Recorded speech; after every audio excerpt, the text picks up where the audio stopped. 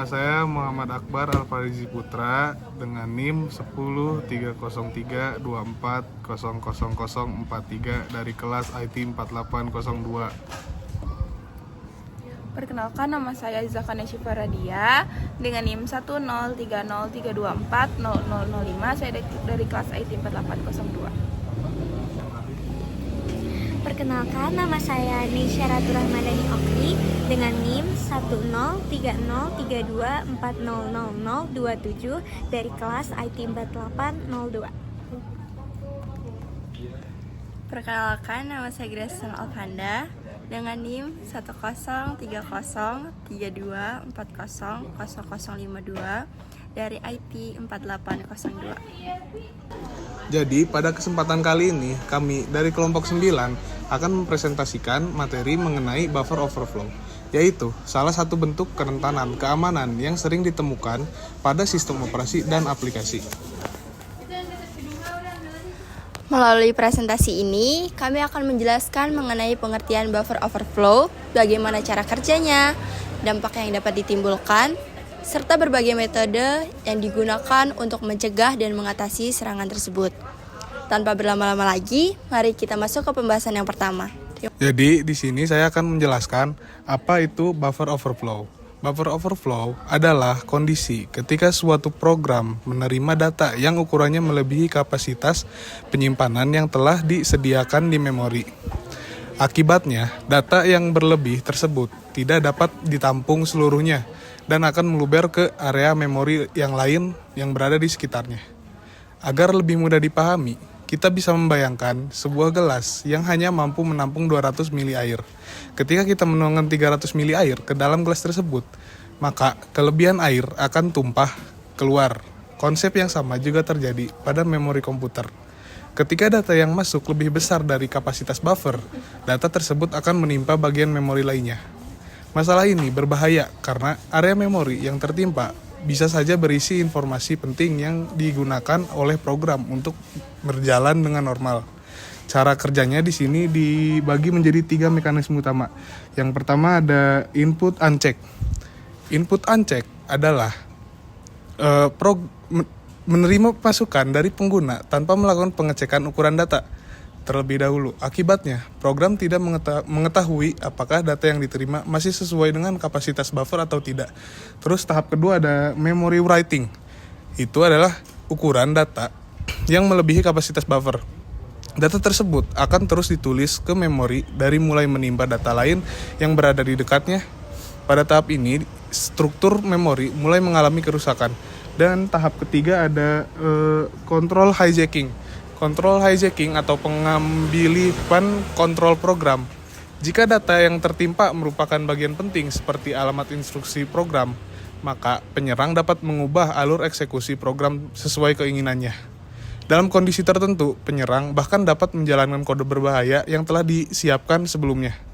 Jadi, dapat disimpulkan bahwa buffer overflow bukan hanya sekedar kelebihan data, tetapi dapat menjadi celah keamanan yang sangat serius karena memungkinkan terjadinya manipulasi terhadap memori dan alur kerja program. Setelah memahami cara kerja buffer overflow, selanjutnya kita akan membahas area memori yang biasa menjadi target serangan. Target pertama yaitu stack overflow. Stack merupakan area memori yang digunakan untuk menyimpan data sementara ketika suatu fungsi sedang dijalankan, seperti variabel lokal, parameter fungsi, dan alamat pengembalian atau return address. Kemudian, karena stack menyimpan informasi penting yang mengatur jalannya program, area ini sering menjadi sasaran utama bagi penyerang. Jika return address berhasil ditimpa, maka program dapat diarahkan untuk menjalankan instruksi yang tidak semestinya. Kemudian, target yang kedua yaitu heap overflow. Berbeda dengan stack, heap digunakan untuk menyimpan data yang dialokasikan secara dinamis selama program berjalan. Heap biasanya digunakan ketika program ini membutuhkan memori dalam jumlah yang fleksibel. Apabila terjadi overflow pada heap, Struktur data yang tersimpan di dalamnya dapat rusak dan menyebabkan perilaku program menjadi tidak normal. Dalam beberapa kasus, kondisi ini juga dapat dimanfaatkan oleh penyerang untuk memperoleh akses yang lebih besar ke dalam sistem. Kemudian, target yang ketiga yaitu data section. Data section sendiri merupakan area yang menyimpan variabel global dan variabel statis yang digunakan oleh program. Apabila area ini berhasil ditimpa, maka nilai variabel penting dapat berubah sehingga program menghasilkan output yang salah atau tidak sesuai dengan yang diharapkan. Lalu muncul pertanyaan, mengapa buffer flow ini sangat sering dikaitkan dengan bahasa pemrograman C dan C++? Di sini bahasa C dan C++ itu tidak memiliki pemeriksaan batas atau bounds checking. Akibatnya programmer harus melakukan pengecekan sendiri. Jika programmer lalai atau melakukan kesalahan, maka celah buffer overflow ini sendiri dapat muncul.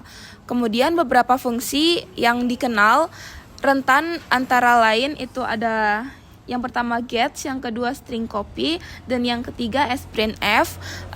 Karena fungsi-fungsi ini dapat menyalin data tanpa memeriksa ukuran buffernya terlebih dahulu. Oleh karena itu, penggunaan fungsi yang aman dan validasi input sangat penting dalam proses pengembangan perangkat lunak. Pada slide ini, kita akan membahas dampak yang dapat ditimbulkan oleh buffer overflow, serta metode pertahanan yang dapat dilakukan sejak tahap pengembangan program. Meskipun terlihat seperti kesalahan pemrograman yang sederhana, buffer overflow sebenarnya dapat menimbulkan berbagai konsekuensi yang sangat serius bagi sebuah aplikasi maupun sistem operasi. Dampak yang pertama adalah data corruption atau data korupsi, atau yang biasa kita sebut kerusakan data. Ketika data yang masuk melebihi kapasitas buffer, data tersebut akan menimpa area memori lain yang berada di sekitarnya. Akibatnya, informasi yang sebelumnya tersimpan di memori dapat berubah, hilang, atau menjadi tidak valid. Sebagai contohnya, suatu aplikasi mungkin menyimpan informasi penting seperti konfigurasi sistem, data pengguna, atau hasil perhitungan tertentu. Jika area tersebut tertimpa oleh data yang berlebih, maka program dapat menghasilkan informasi yang salah atau bahkan tidak dapat digunakan sama sekali. Dampak yang kedua adalah sistem crash. Ketika struktur memori yang digunakan, program mengalami kerusakan, program dapat kehilangan kemampuan untuk menjalankan instruksi dengan benar. Akibatnya, aplikasi dapat berhenti secara tiba-tiba atau bahkan mengalami error. Dalam beberapa kasus, crash tidak hanya terjadi pada satu aplikasi saja, tetapi juga dapat mempengaruhi kestabilan sistem operasi secara keseluruhan. Oleh karena itu, buffer overflow sering dianggap sebagai salah satu penyebab kegagalan sistem yang cukup berbahaya. Dampak yang ketiga adalah arbitrary code execution, yang merupakan dampak yang paling berbahaya dari buffer overflow. Dari kondisi ini, penyerang tidak hanya menyebabkan kerusakan pada program, tetapi juga berhasil menjalankan kode atau instruksi yang mereka buat sendiri di dalam sistem korban. Jika hal ini berhasil dilakukan, penyerang dapat memperoleh berbagai keuntungan seperti mencuri data pengguna, mengubah isi sistem, memasang malware, atau membuat backdoor, atau bahkan mengambil alih kendali komputer secara penuh. Karena dampaknya yang sangat serius ini, diperlukan berbagai teknik pertahanan untuk mencegah buffer overflow sejak awal proses pengembangan perangkat lunak. Salah satu pendekatan yang digunakan adalah compile time disave. Compile time disave merupakan teknik perlindungan yang diterapkan sebelum program dijalankan, yaitu saat proses penulisan kode dan komplikasi. Tujuan utamanya adalah mendeteksi serta mengurangi kemungkinan munculnya kerentanan sebelum aplikasi digunakan oleh pengguna. Cara yang pertama adalah bahasa pemrograman yang lebih aman, seperti bahasa Java, Python, atau C. Memiliki mekanisme pengelolaan memori yang lebih baik dibandingkan bahasa C atau C++. Bahasa-bahasa tersebut secara otomatis melakukan pengecekan batas memori sehingga risiko buffer overflow dapat dikurangi. Cara yang kedua adalah safe libraries atau pustaka yang lebih aman. Safe libraries menyediakan fungsi-fungsi yang memiliki mekanisme pengecekan ukuran data sebelum data tersebut disalin ke dalam buffer. Dengan adanya pengecekan ini, program dapat mencegah data yang terlalu besar masuk ke area memori yang tidak semestinya. Cara yang ketiga adalah menerapkan safe coding standard atau standar penulisan kode yang aman. Standar ini berisi berbagai aturan dan praktik terbaik yang harus diikuti oleh programmer, seperti melakukan validasi terhadap semua input pengguna, membatasi ukuran data yang diterima, menghindari penggunaan fungsi-fungsi yang rentan, serta melakukan pengujian keamanan secara berkala. Dengan menerapkan compile time deserve, sejak awal pengembangan, banyak kerentanan buffer overflow dapat dicegah sebelum program dipublikasikan. Hal ini tentu lebih efektif dibandingkan harus memperbaiki celah keamanan setelah aplikasi digunakan oleh banyak pengguna. Oleh karena itu, keamanan sebaiknya tidak hanya dilakukan saat program sudah berjalan, tetapi juga harus menjadi bagian penting dari proses pengembangan perangkat lunak sejak awal. Baik, selain pertahanan pada tahap pengembangan, terdapat juga pertahanan yang bekerja ketika program sedang dijalankan. Teknik pertama adalah stack protection yang menggunakan canary. Canary merupakan nilai khusus yang ditempatkan di antara buffer dan return address pada stack.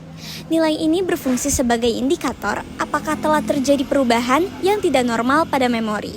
Ketika terjadi buffer overflow, data yang berlebih biasanya akan mengenai canary terlebih dahulu. Jika nilai canary berubah, sistem akan langsung mendeteksi adanya serangan dan menghentikan program sebelum menyerang berhasil mengambil alih alur eksekusi. Teknik kedua adalah NX bit. NX bit atau no execute bit.